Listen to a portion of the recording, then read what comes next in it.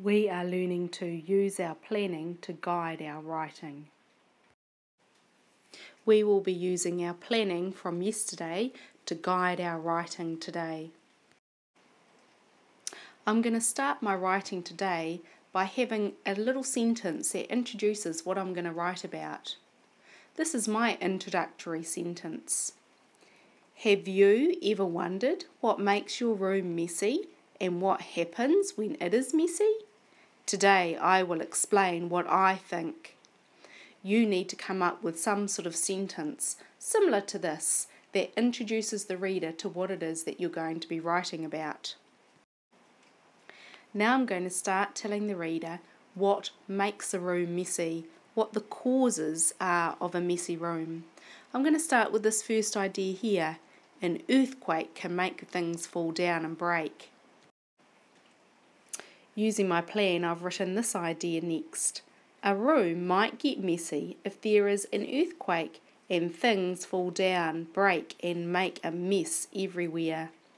Now that I've included that idea in my planning, I can tick it off to show that that idea has been used.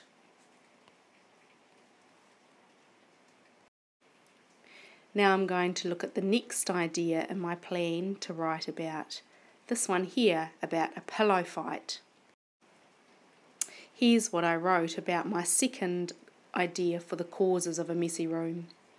If you had a pillow fight, the pillow could rip and the stuffing could go everywhere. That would make a big mess. Now that I've included that idea on my plan,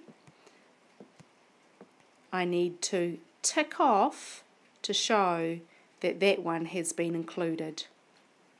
I'm going to keep going like that until I've included all my ideas about my causes first.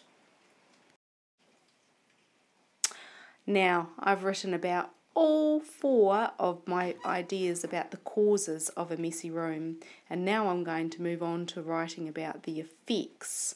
What happens because my room's messy? The first one I'm going to write about is this, being told off by your parents. This is what I've come up with. So, what happens when your room is messy? One effect of a messy room is getting told off by your parents. That's not nice.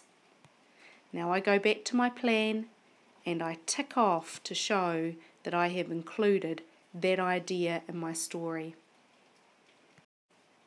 Now I'm going to look at my plan again and I'm going to write about this next idea here. This is what I've written. Another consequence of a messy room is not getting a good night's sleep when your bed is covered in clutter. Again, I go back to my plan and I tick off to show that I have included that idea. And I keep going until all my effects are written about. When I have written about all the things on my plan, then I have to write a last sentence to sum up my story. Here's my finishing sentence. I think that it is best to keep your room tidy, don't you? Your writing today is going to take you a lot of time to include all your ideas. Remember, you're super clever, working like year 5 and 6s. Well done, room 14.